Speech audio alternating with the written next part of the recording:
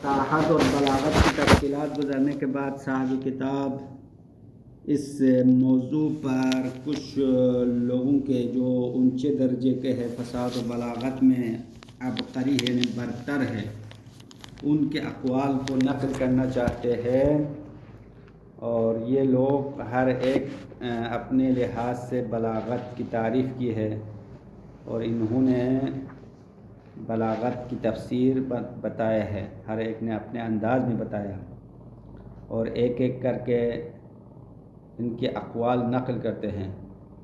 اقوال ذوی النبوغ یعنی اونچے درجے والے، نبوغ کہتے ہیں نابغہ، نابغہ مفرد ہے، نبوغ اس کا جمع ہے یعنی بلند درجے والا۔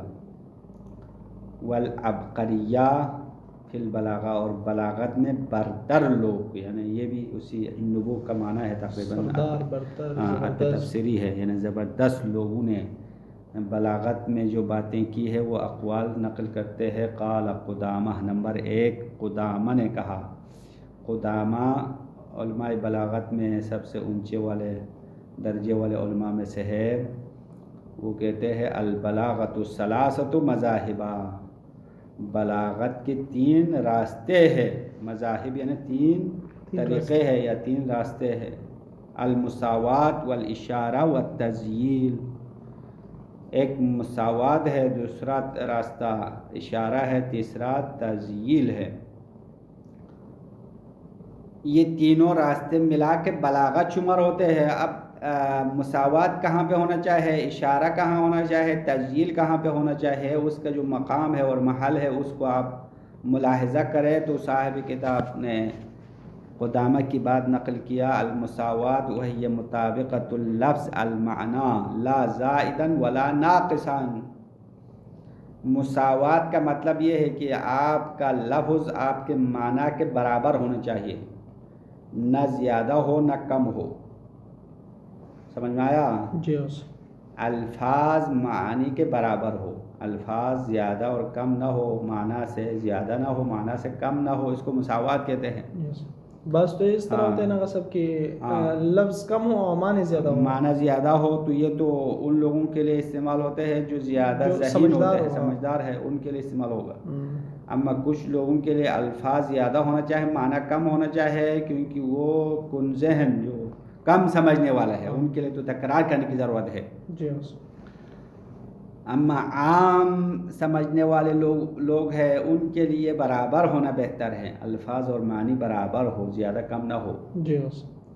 والاشارۃ ہوا ہی ان یکون اللفظ کاللمحۃ الدالۃ، اشارہ کا مطلب یہ ہے کہ آپ کا لفظ ایک لمحہ یعنی ایک اشارے کی طرح ہونا چاہیے جو کہ دلالت کرے، یعنی الفاظ بہت کم ہو اور معنی زیادہ ہونا چاہیے۔ ان لوگوں کے لیے جو زیادہ سمجھدار ہے، فہم والا ہے، زیادہ تیز ذہن والا ہے، ان کے لیے الفاظ فقط اشاروں میں ہو تو کافی ہوگا۔ اشاروں میں الفاظ، ہاں، فقط اشارہ ہو۔ لمحہ کا اصلی معنی یعنی آنکھیں بند کر کے کھولنا، یعنی پلک جھپکنا کو کہتے ہیں لمحہ، تو اشارہ وہی لمحہ کی طرح ہوگا، الدالۃ جو معنی پر دلالت کرے۔ والتذییل وهو اعادۃ الالفاظ المترادفہ علی المعنی الواحد، اور تیسرا طریقہ بلاغت کا تذییل ہے۔ تذییل کا مطلب ایک معنی کو سمجھانے کے لیے الفاظ مترادفہ کو بار بار تکرار کرنا ہے۔ الفاظ مترادفہ تو پتہ ہے نا، ایک معنی والے کئی الفاظ، اس کو الفاظ مترادفہ کہتے ہیں، جیسے کہ انسان، بشر، اسی طرح بلی کے لیے کلام عرب میں 2-3 الفاظ ہیں، ہرہ، قطہ، تو یہ سارے الفاظ مترادفہ ہوتے ہیں۔ تو ایک معنی کے اوپر الفاظ مترادفہ کو اعادہ کرنے کا نام تذییل ہے۔ اعادہ کیوں کرنا چاہے؟ لیظہر لمن لم یفہمہ، تاکہ ان لوگوں کے لیے بات ظاہر ہو جائے جو نہیں سمجھتے ہیں، یعنی ناسمجھ لوگ ہیں، ان کو سمجھانے کے لیے تکرار کی ضرورت ہے۔ وَيَتَأَكَّدُ عِنْدَ مَنْ فَهِمَهُ، اور ان لوگوں کے لیے تاکید ہو جائے جو سمجھدار ہے، یعنی سمجھتے پہلے سمجھا ہے تو بار بار بولنا تاکید شمار ہوگا ان کے لیے۔ بس یہ ہے بلاغت. یہ قدامہ کے نزدیک. ہاں قدامہ کی نظر میں بلاغت کے 3 راستے ہیں. اگر ہر شخص نے ان تینوں راستوں کی رعایت کیا تو بلاغت پورا ہو جائے گا نا. اس شخص کی نظر میں بلاغت پوری ہے. نمبر 2 وقیل لجعفر ابن یحییٰ مل بیان فقال ان یکون اللفظ محیطا بمعناک کاشفا عن مغزاک وتخرجه من الشرکة ولا تستعین علیہ بطول الفکرة ويكون سالما من التكلف بعيدا من سوء الصنعة بريئا من التعقيد غنيا عن التأمل. اب دیکھو جعفر ابن یحییٰ سے کسی نے پوچھا کہ بیان کیا ہے, تو جعفر ابن یحییٰ نے یہ سارے تفصیلات بتا دیا. وقیل لجعفر ابن یحییٰ, جعفر ابن یحییٰ سے کہا گیا یعنی پوچھا گیا, کیا پوچھا؟ مل بیان, بیان کیا ہے؟ فقال جعفر ابن یحییٰ نے کہا ان یکون اللفظ محیطا بمعناک, بیان کا مطلب یہ ہے کہ آپ کا لفظ آپ کے معنی کو احاطہ کیا ہو. احاطہ یعنی گھیر لیا ہو, لفظ معنی کو گھیر لیا. کاشفا عن مغزاک, آپ کے مغز اور آپ کے دماغ میں جو بات ہے اس کو کشف کرنے والا ہو. یکون اللفظ کاشفا, یہ اس پر عطف ہے. لفظ ایک تو محیط ہونا چاہیے, الفاظ معنی کو گھیر لے. دوسرا کیا ہے؟ یکون اللفظ کاشفا عن مغزاک, وہ لفظ معنی کو کشف کرے. ہاں آپ کے مغز دماغ کو کہتے ہیں نا, دماغ میں جو بات ہے اس کو ظاہر کرے. وَتُخْرِجُهُ مِنَ الشِّرْكَةِ, متکلم کی دماغ میں جو بات ہے, ہاں متکلم کی ذہن میں جو بات ہے اس کو ظاہر کرنے والا ہو. وَتُخْرِجُهُ مِنَ الشِّرْكَةِ, اور اس کو اس معنی کو شراکت سے خارج کرے. یعنی اگر لفظ آپ نے ایسا استعمال کیا کہ وہ خصوصی طور پر ایک معنی پر دلالت کرے تو دوسرے معنیوں سے جو شراکت ہے اس سے خارج ہو جائے گا. بس آپ کا لفظ معنی کو شراکت سے نکالنا چاہیے. ولا تستعین علیہ بطول الفکرہ, اور اس معنی کو سمجھنے کے لیے لمبی فکر سے مدد نہیں لینا چاہیے. یعنی زیادہ سوچنے کی ضرورت نہ ہو, یعنی الفاظ آسان ہونا چاہیے تاکہ اس کو سمجھنے کے لیے لمبی سوچ کی ضرورت نہ پڑے. مطلب واضح ہو رہا ہے؟ ولا تستعین علیہ بطول الفکرہ, یعنی زیادہ فکر اور لمبی سوچ کے ذریعے سے مدد نہ لے. یعنی وَيَكُونُ سَالِمًا مِنَ التَّكَلُّفِ, اور لفظ تکلف اور زحمت سے سالم ہونا چاہیے. بعیداً من سوء الصنعة, اور وہ لفظ سوء صنعت سے دور ہو. سوء صنعت سے مراد یعنی ضعف تعلیف سے دور ہو, جس کے بنانے کا غلط طریقہ ہے اس غلط طریقوں سے دور ہو. غلط طریقوں سے دور ہو کا مطلب یعنی صحیح طریقے سے تعلیف ہو جائے. وہ لفظ الفاظ کو جوڑنا اور ملانے کے جو طریقہ ہے وہ بری ترکیب نہ ہو بلکہ اچھی ترکیب میں ہو. بریء من التعقید, پیچیدگی سے بری ہو, پیچیدہ نہ ہو بلکہ واضح ہو. غنی عن التأمل, اور غور و فکر سے بے نیاز ہو. اس کو کہتے ہیں بیان. غنی بے نیاز ہو, تأمل غور سے, غور و فکر سے بے نیاز ہو, یعنی الفاظ واضح و روشن ہو تو انسان کے لیے سوچنے کی ضرورت نہیں ہے. یہ بریئن کا کیا معنی ہے؟ بری یعنی جدا ہو, تعقید سے جدا ہو. بری یعنی آزاد ہو یا جدا ہو. ٹھیک ہے. براءت کہتے ہیں نا, براءت, تو براءت کا اصلی معنی ہے جدا, لا تعلق ہونا. تو تعقید سے جدا ہو کا مطلب یعنی الفاظ معنی پر دلالت کرنے میں پیچیدہ نہ ہو. جس طرح پہلے ہم نے فصاحت کے معنی میں بتایا نا, فصاحت کے شرائط نہیں بتایا. فصاحت کلمہ, فصاحت کلام میں تعقید لفظی اور تعقید معنوی نہیں ہونا چاہیے. اسی بات کی طرف اشارہ کر رہا ہے صاحب کتاب نے پہلے بتایا ہے اور جعفر ابن یحییٰ نے یہاں بتا دیا. یہ تو جعفر ابن یحییٰ کی باتیں ہو گئے. نمبر 3 وَمِمَّا قِيلَ فِي وَصْفِ الْبَلَاغَةِ. اب نمبر 3 والا جو شخصیت ہے اس کا نام نہیں دیا, کہا گیا کہ رہے جی وَمِمَّا ان چیزوں میں سے جو بلاغت کی صفت میں کہا گیا، یہ کہا لا یکون الکلام یستحق اسم البلاغہ، لا یکون الکلام یستحق اسم البلاغہ،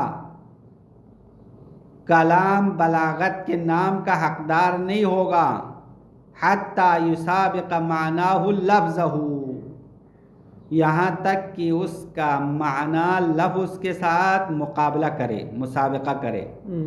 مسابقہ یعنی جو ریس میں دوڑ لگاتے ہیں نا، اس کو مسابقہ کہتے ہیں، ایک دوسرے کے آگے نکلنے کی کوشش کرتے ہیں۔ تو یہاں یہ کہنے والا کہہ رہے کہ جب تک الفاظ معنی کے ساتھ مقابلہ یا مسابقہ نہ کرے، اس وقت تک کلام کے اوپر بلاغت کا نام رکھنے کا حقدار نہیں ہوگا۔ یعنی وہ کلام اس میں بلاغہ کا حقدار نہیں ہوگا جب تک لفظ معنی کے ساتھ مقابلہ کرے، وَلَفْظُهُ معنی ہو، اور اس کا لفظ معنی کا مقابلہ نہ کرے۔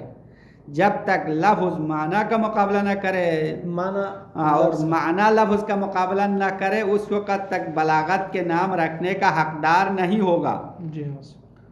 فلا يكون لفظه الى سمعك اسبق من معناه الى قلبك، بس اس متکلم کا لفظ آپ کے کانوں میں جلدی نہیں آنا چاہے آپ کے دل پر معنی آنے سے پہلے۔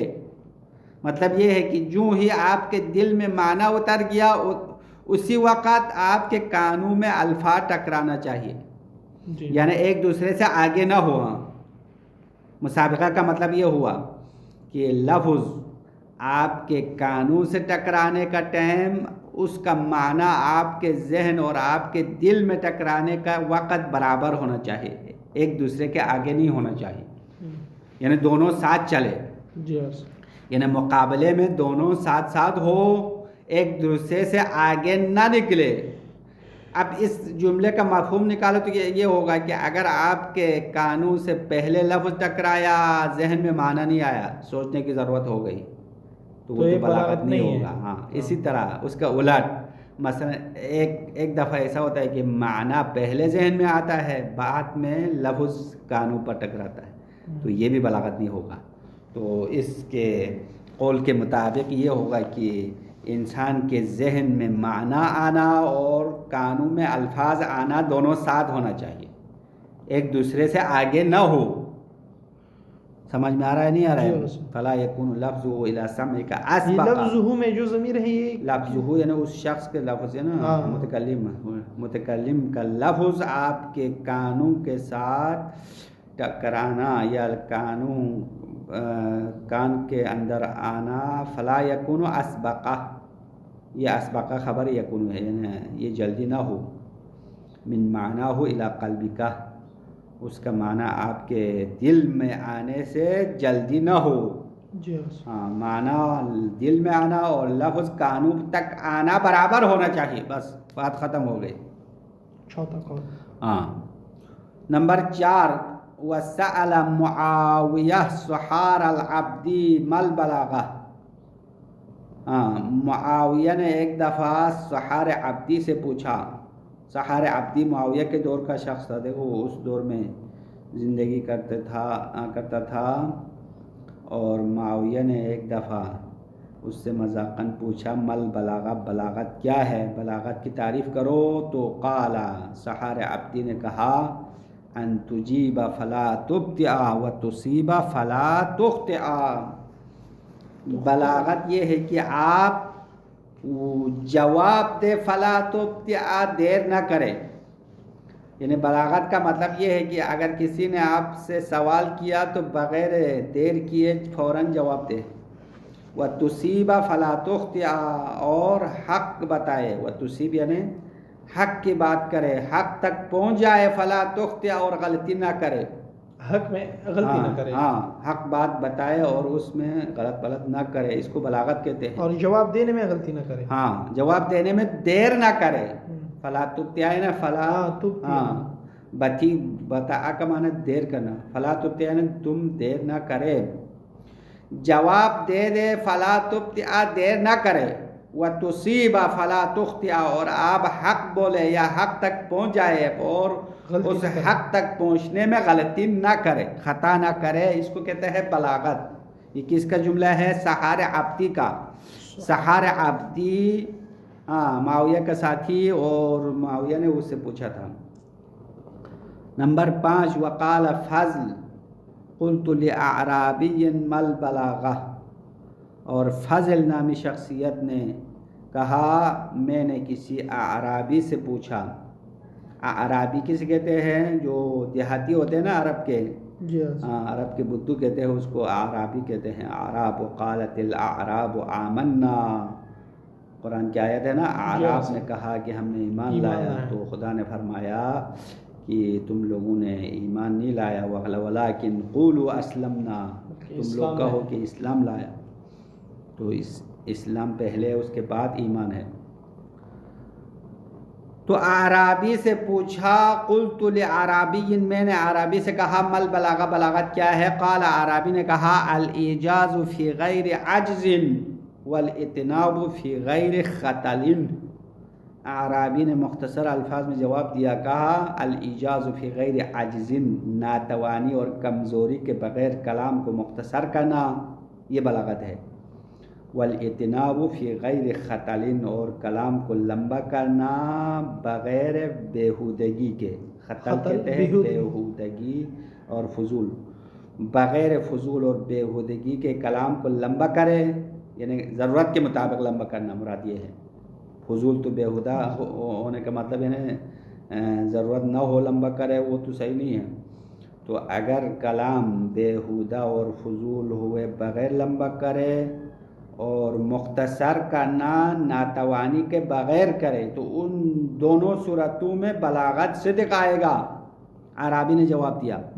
اس کا کیا معنی ہوا؟ الاعجاز فی غیر عجز، ناتوانی کے بغیر مختصر کرنا، ایجاز کہتے ہیں مختصر کرنا۔ لکھو، ہاتھ میں قلم ہے تو جلدی جلدی لکھو، پھر ان کو بار بار تکرار کرنے سے ٹائم ضائع ہو جائے گا۔ ہے یا نہیں ہے؟ پنسل اور قلم ساتھ رکھو نا اپنے پاس۔ ترجمہ سمجھا؟ ایک دفعہ پھر ترجمہ کر کے آگے بڑھیں گے۔ الاعجاز فی غیر عجز، ناتوانی کے بغیر کلام مختصر کرنا، سمجھا؟ عاجز کسے کہتے ہیں؟ عاجز، ناتوانی، کمزوری کے بغیر کلام مختصر کرنا بلاغت ہے۔ والاطناب فی غیر خطل، اور فضول اور بیہودگی کے بغیر کلام کو لمبا کرنا، اس کو بھی بلاغت کہتے ہیں۔ نمبر 6، وسئل ابن المقفع ما البلاغہ، ابن مقفع سے پوچھا گیا بلاغت کیا ہے۔ ابن مقفع بھی بلاغت کے اونچے درجے والے علماء میں سے ہے۔ اس سے کسی نے پوچھا بلاغت کیا ہے، فقال، اس نے کہا البلاغۃ اسم جامع لمعان تجری فی وجوہ کثیرہ۔ اس نے جواب میں کہا بلاغت بہت سارے معنوں کے جامع اور اکٹھا ہونے کا نام ہے۔ جامع لمعان، کچھ معانی کے جامع کا نام ہے۔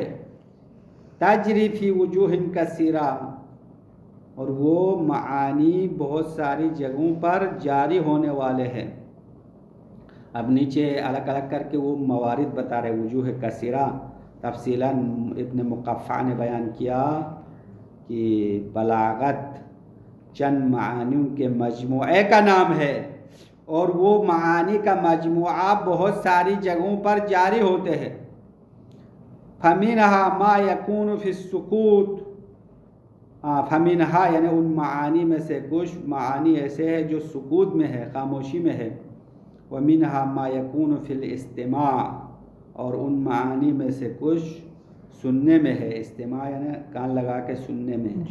وَمِنْهَا مَا يَكُونُ فِي الْإِشَارَةِ، اور ان معانی میں سے کچھ معانی اشارے میں ہوتا ہے۔ وَمِنْهَا مَا يَكُونُ فِي الْحَدِيثِ، اور ان معانی میں سے کچھ معانی ایسے ہیں جو گفتگو میں ہوتی ہے، حدیث معنی گفتگو۔ وَمِنْهَا مَا يَكُونُ فِي الْاحْتِجَاجِ، اور ان معانی میں سے کچھ معانی احتجاج میں ہوتا ہے۔ احتجاج یعنی طرف مقابل کے خلاف اعتراض اور احتجاج میں ہوتا ہے۔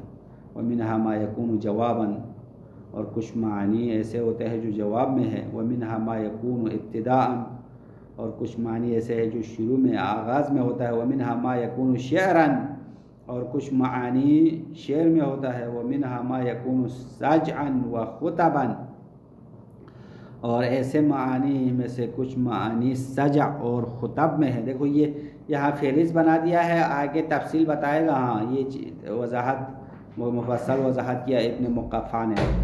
وعلیکم السلام۔ ٹائم نہیں ہو گیا نا، آپ لوگ جلدی کیوں آ گئے؟ ابھی ادھر ریکارڈنگ ہو رہے ہیں، ہاں شور نہیں کرو، بس آرام سے بیٹھنا ہے تو بیٹھو۔ وَمِنْهَا مَا يَكُونُ رَسَائِلَ، اور ان معانی میں سے کچھ معانی ایسے ہیں جو کتابت میں ہے۔ رسائل رسالہ کا جمع ہے نا، لکھائی میں ہے۔ جی ہاں، یہ سجعا، سجع کہتے ہیں کلام کو منظم بنانا۔ شعر الگ ہے، سجع الگ ہے۔ ہاں اگر شعر کا اپنا قانون جاری کرے تو نظم اور شعر کہلائے گا۔ اگر عام عبارت نثر کو ایک منظم شکل میں لائے اس کو سجع کہتے ہیں۔ ہاں سجع یہ علم بدیع کے ابحاث میں آنے والا ہے، سجع کیا ہے، اور اس کلام کی خوبصورتی کے موارد میں سے ایک یہی سجع ہے۔ کلام کی جملہ بندی خوبصورت انداز میں برابر برابر جملے لاتے ہیں، جس طرح امیر المومنین کی نہج البلاغہ کے کلام میں سجع زیادہ ہے، جملہ بندی ایک جیسے جملے لائے ہیں۔ سمجھ میں آیا؟ تو اس کو سجع کہتے ہیں۔ وَمِنْهَا مَا يَكُونُ رَسَائِلَ فَعَامَّةُ مَا يَكُونُ مِنْ هَذِهِ الْأَبْوَابِ الْوَحْيُ فِيهَا وَالْإِشَارَةُ إِلَى الْمَعْنَى وَالْإِيجَازُ هُوَ الْبَلَاغَةُ۔ اور ابن مقفع فرماتے ہیں فَعَامَّةُ مَا يَكُونُ مِنْ هَذِهِ الْأَبْوَابِ، ان ابواب میں سے جو عمومی استعمال ہونے والا ہے۔ ابھی یہ تقریباً 6-7 ابواب ذکر کیا نا، مِنْهَا مَا يَكُونُ فِي الْإِشَارَةِ مِنْهَا مَا يَكُونُ فِي الْحَدِيثِ، یہ سارے ابواب ہے۔ ان میں سے بلاغت جو عمومی ہوگا الوحی فیہا، یعنی ان ابواب میں اشارہ ہے۔ وحی کا معنی وہی اشارہ ہے، والاشارۃ الی المعنی، معنی کی طرف اشارہ ہونا ہے، والایجاز هو البلاغہ، اور مختصر ہونا بلاغت ہے۔ جی ہاں۔ اب ادھر سے صاحب کتاب نہیں، اس نے ابن مقفع نے ان ابواب کا ذکر جو پہلے کیا تھا نا، وہ اس کی الگ الگ وضاحت کر رہے ہیں کہ کہاں پہ استعمال ہونا چاہیے اور کیا استعمال ہونا چاہیے، اس کی تفصیل ہے۔ ابھی اس کو شروع کریں گے یا نہیں کریں گے، ذرا ٹائم دیکھنا پڑے گا۔ 22 منٹ ہو گیا ہے، کافی ہے، بس کافی ہے۔ صلی اللہ علی محمد وآلہ الطاہرین۔ صلی علی محمد وآلہ محمد۔